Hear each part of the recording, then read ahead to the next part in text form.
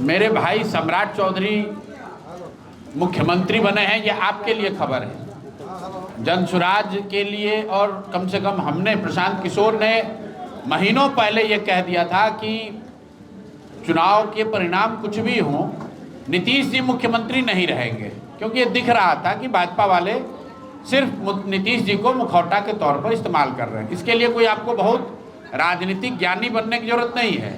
पिछले 1-1.5 साल से नीतीश जी के जो स्वास्थ्य की स्थिति रही है वो सर्वविदित है।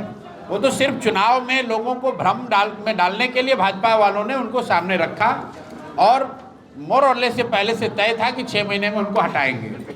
मैंने ये भी कहा था कि जदयू को या एनडीए को बहुमत नहीं आएगा, और मैं आज भी उस बात पर कायम हूँ कि अगर सरकार ने 10-10 हज़ार रुपये देकर पब्लिक के आपके हमारे पैसे से वोट नहीं खरीदा होता, अगर इलेक्शन कमीशन की मिली भगत नहीं होती, अगर प्रशासनिक स्तर पर बड़े पैमाने पर चुनाव के परिणाम को प्रभावित करने का जो प्रयास किया गया वो नहीं किया गया होता, तो एनडीए की सरकार नहीं बनती। तो ये जो अभी, और इसका प्रमाण ये है कि देखिए आज 202 विधायकों के समर्थन वाली सरकार, उसका मुख्यमंत्री राज्यसभा में जा रहा है।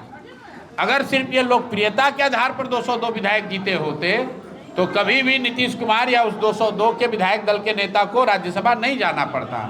लेकिन आज जो बहुमत है बिहार में, ये मैन्युफैक्चर्ड बहुमत है, जो पैसे के आधार पर, इलेक्शन कमीशन के मदद के आधार पर, सरकारी तंत्र का दुरुपयोग करके लिया गया है। यही वजह है कि नीतीश कुमार को राज्यसभा जाना पड़ रहा है। और जैसे पिछले दरवाजे से बहुमत हासिल किया गया है, वैसे ही पिछले दरवाजे से नया मुख्यमंत्री भी बनाया जा रहा है। किसी ने नहीं कहा कि सम्राट चौधरी मुख्यमंत्री बनेंगे, किसी ने नहीं कहा। भाई अगर आपको सम्राट चौधरी को मुख्यमंत्री बनाना था तो पहले कहते बिहार की जनता के पास अवसर होता कि वो जांच लेते कि क्या हमको सम्राट चौधरी के चाल चरित्र चेहरा वाला आदमी हमको मुख्यमंत्री के तौर पर चाहिए या नहीं चाहिए।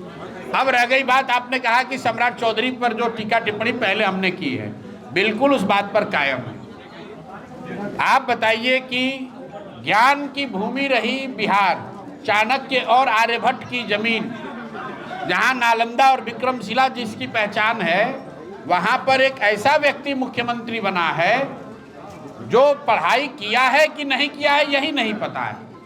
आपने पढ़ाई नहीं की, ये कोई बहुत शिकायत की बात नहीं है, लेकिन जहां फर्जी डिग्री लगाकर आदमी विधायक बन रहा है, वो आदमी अगर मुख्यमंत्री है तो यहाँ के बच्चों के और आपके बच्चों के भविष्य के पढ़ाई की चिंता कितनी होगी आप समझ लो। भाई आपने अपने एफिडेविट में लिखा कि हम 7वीं पास हैं, अगले एफिडेविट में कह दिया हमने पीएफसी किया है मदुरई कामराज यूनिवर्सिटी से। कब किया ये बताया नहीं, फिर कह दिया डिलीट किया है अमेरिका से। आप बताइए, आप लोग यहाँ पत्रकार हैं, कल हो कि आपको एक सरकारी नौकरी करनी हो, एक सर्टिफिकेट, एक कागज, एक मार्कशीट अगर आप गलत लगा दीजिएगा, आपको सस्पेंड कर देंगे, बर्खास्त कर देंगे, आप पर एफआईआर कर देंगे।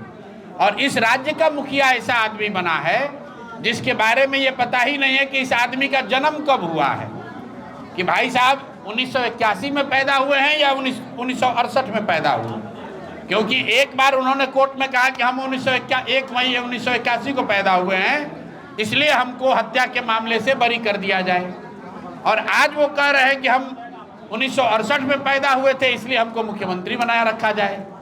तो जिस आदमी के जन्म तिथि पर का पता नहीं है, जिस आदमी की डिग्री का पता नहीं है, जिसके चाल चरित्र चेहरा के बारे में तमाम चर्चा हो रही है, भाजपा ऐसे व्यक्ति को अगर मुख्यमंत्री बनाई है तो ये सम्राट चौधरी पर टीका टिप्पणी नहीं है, ये अमित शाह और मोदी जी के चाल चरित्र चेहरा को दिखाता है। और भाजपा के जितने समर्थक हैं, जितने वोटर हैं बिहार में, ये उनके सोचने का समय है कि तुमने क्या सोचकर भाजपा को वोट दिया है और किसको मुखिया बनाया है।